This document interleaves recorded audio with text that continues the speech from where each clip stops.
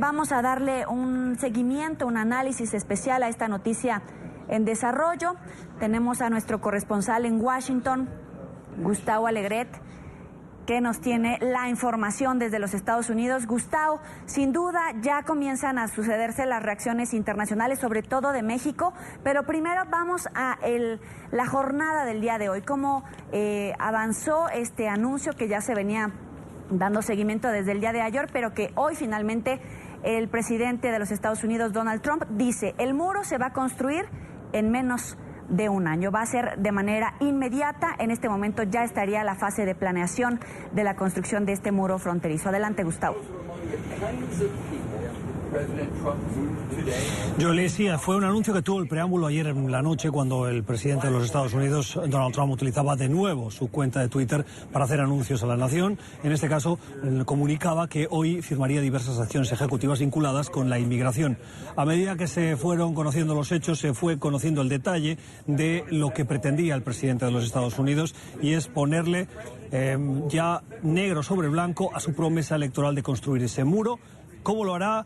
¿Qué fondos va a utilizar? Todo eso son preguntas, interrogantes que siguen sobre la mesa. Lo estaban antes y lo siguen estando ahora, a pesar del anuncio y de la firma formal de la rúbrica del presidente en esa orden ejecutiva. Un muro que tiene que completar más de 2.200 kilómetros, que es lo que le falta para completar la división física entre las fronteras de Estados Unidos y México. Un muro que, de acuerdo a los expertos, tendría costes multimillonarios. Para que se hagan una idea, si quedan 2.200 kilómetros y una milla, es decir, 1.6 kilómetros, cuesta alrededor de $4 millones, hagan ustedes las cuentas y verán que la promesa no va a ser tan fácil de cumplir.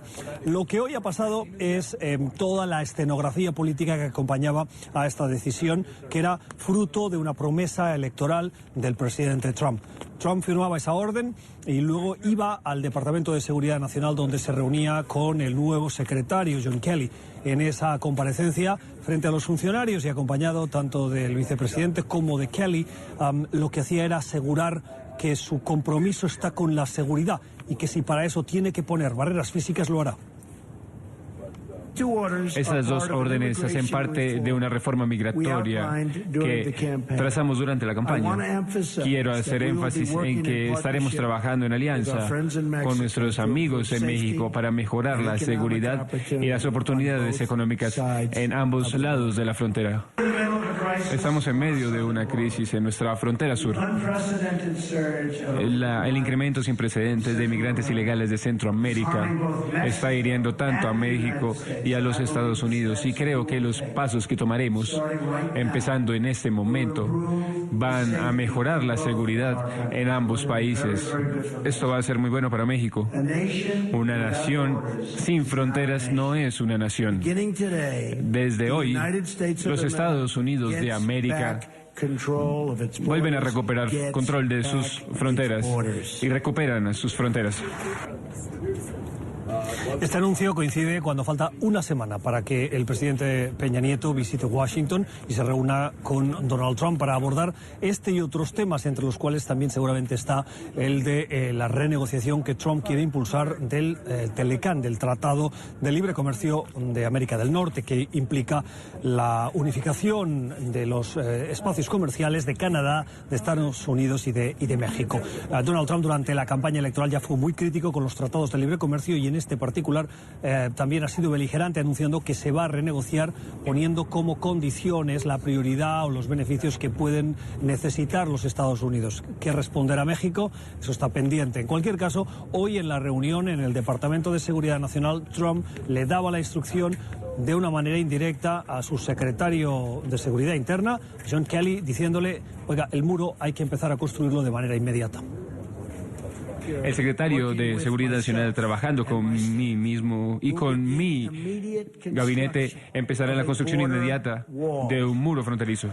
Esto también ayudará a México a impedir la migración ilegal desde Centroamérica y al desmantelar carteles violentos y redes. Como lo he dicho repetidamente, al país vamos a hacer que los malos salgan, los criminales, los narcotraficantes, los miembros de pandillas, líderes de carteles. El día para ellos se acabó. Nuestra orden también hace lo siguiente: termina con la política de atrapar y liberar en la frontera. Requiere que otros países recuperen a sus criminales, que los reciban de regreso. Ellos los van a recibir. Acaba con las ciudades santuario. Empodera a los oficiales de fronteras a hacer de su objetivo aquellos que sean una amenaza para la seguridad pública. Pide la contratación de otros 5,000 agentes de patrulla de frontera. Pide la triplicación del número de oficiales de frontera, de patrulla de frontera. La orden ejecutiva firmada hoy por Donald Trump respecto a la construcción de este muro tiene el amparo en una ley del año 2006 que fue una ley bipartidista impulsada y aprobada con gran mayoría en el Congreso de los Estados Unidos. Esa ley, la ley de una frontera segura, que se conoció en ese año, ya permitía primero la distribución o la asignación de fondos por parte del Congreso para ese proyecto que incluía no solo la frontera física, el muro per se, sino además el uso de tecnología para asegurar esa frontera. Lo que ha hecho Donald Trump ahora es ampararse en esa normativa y poner en marcha la construcción que en estos 10 años no se ha impulsado o como mínimo no se ha completado. Horas antes de que Donald Trump interviniese en el Departamento de Seguridad Nacional, el vocero de la Casa Blanca intentaba responder a las preguntas de los periodistas y algunas de ellas iban encaminadas para entender cómo es posible, cómo se va a llevar a cabo esta construcción, algo que es hartamente difícil solo desde el punto de vista presupuestario, más allá de la orografía de la zona donde se tendría que construir, una zona donde hay un río, montañas, es decir, no es tan sencillo construir simplemente el muro. En cualquier caso, los fondos son uno de los grandes interrogantes y el portavoz Sean Spicer tenía problemas para intentar responder con acierto a la pregunta. Escuchemos. La administración ha entendido cómo México pagará por eso. No, el presidente está trabajando con el Congreso y otras personas para que haya oportunidades para que eso se materialice. Hay muchos mecanismos que se pueden utilizar. En este momento lo que le importa es empezar la construcción. Está intentando utilizar los fondos que ya el departamento tiene, pero luego trabajará con el Congreso para apropiar el dinero. Ese es el día 3, es un tema que ya ha tratado con el Congreso varias veces y es un tema que ellos entienden que es importante que se incluya en las apropiaciones de dinero.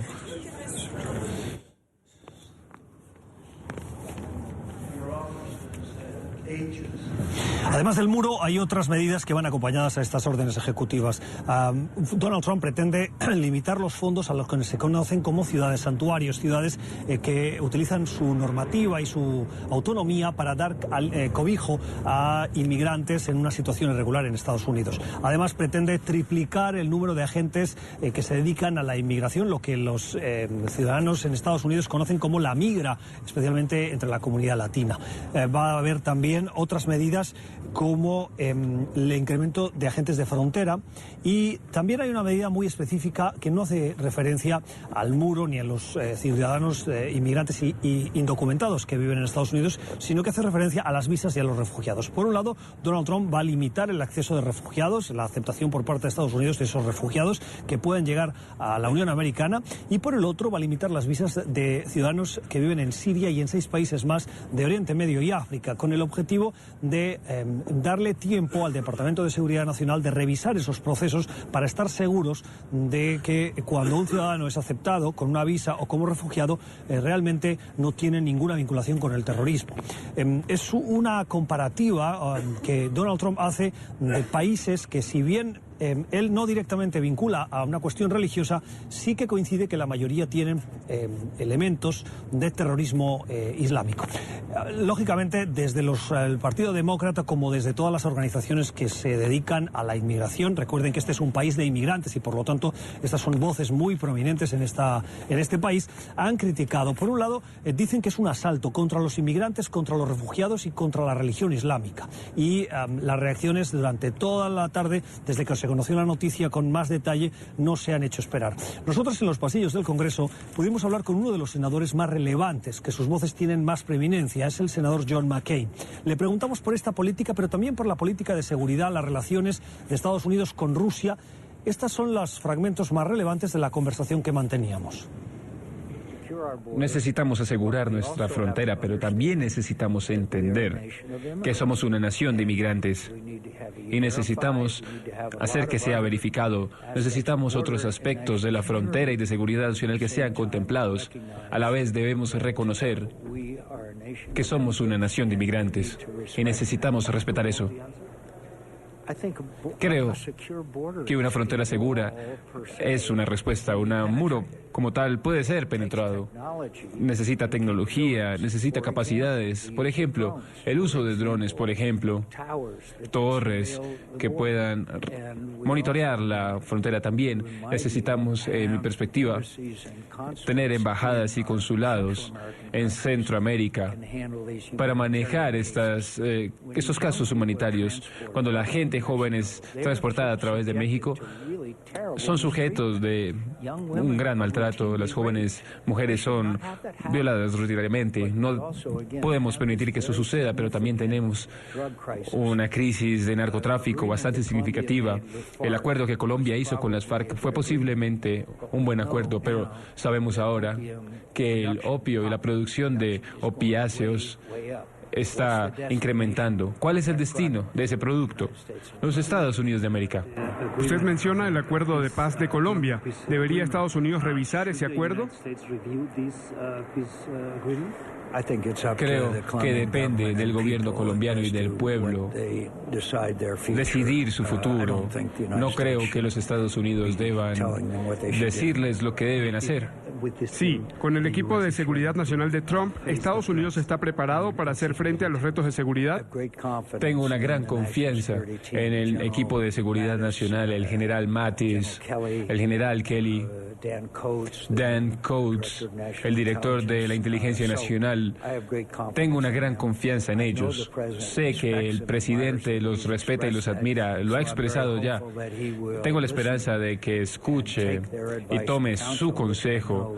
Yo sé que eso ayudará a tomar buenas decisiones, que además cambia la situación en el mundo hoy, que es el nuevo orden mundial, que es distinto a hace 70 años. ¿Cómo debería ser la relación de Estados Unidos con Rusia? Creo que debemos poner en práctica lo que hicimos bajo la administración de Reagan, tener paz con fortaleza. Tenemos que restablecer el ejército que no está en forma y negociar desde una posición de fortaleza. Vladimir Putin, como otros maleantes, como otros bullies, responde a la fuerza cuando es enfrentado con ella. Así es como uno logra progreso. Pero ciertamente no levantaría las sanciones, las incrementaría debido a su último intento de destruir nuestras elecciones. Esta orden ejecutiva de Donald Trump respecto a la inmigración y a la construcción del muro compite hoy en las noticias relevantes con otra noticia de la cual también es sujeto Donald Trump.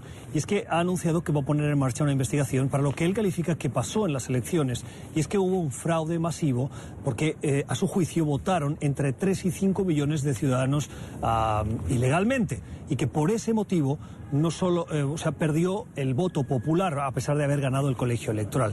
Hay que recordar y ser muy claros en esto. No hay ningún estudio, ningún analista y la Casa Blanca ni el mismo Trump han presentado ninguna evidencia de esta denuncia que por parte de sus colegas en el Congreso, los mismos republicanos, han dicho que lo que está haciendo es minar por un lado la credibilidad de la presidencia y por el otro la credibilidad de un sistema que tiene muchos ojos porque cada estado en la Unión Americana tiene su propio sistema electoral y por lo tanto si alguien quisiera cometer un fraude masivo de estas características tendría que tener la capacidad de meterse y de manipular cada uno de los sistemas, y por lo tanto sigue siendo una gran incógnita a qué se refiere Donald Trump cuando él insiste en que hubo ese fraude masivo. En cualquier caso, parece ser que la polémica no solo es que él va a abrir esa investigación, sino que va a utilizar el dinero público para hacerlo, y no hay evidencias, y por lo tanto la noticia sigue siendo relevante. Jolie, esta es la información que se está generando desde la Casa Blanca a lo largo de las últimas horas. Sigan ustedes desde nuestro Centro Internacional de Noticias. Buenas tardes. Gracias, Gustavo. Muy buena tarde.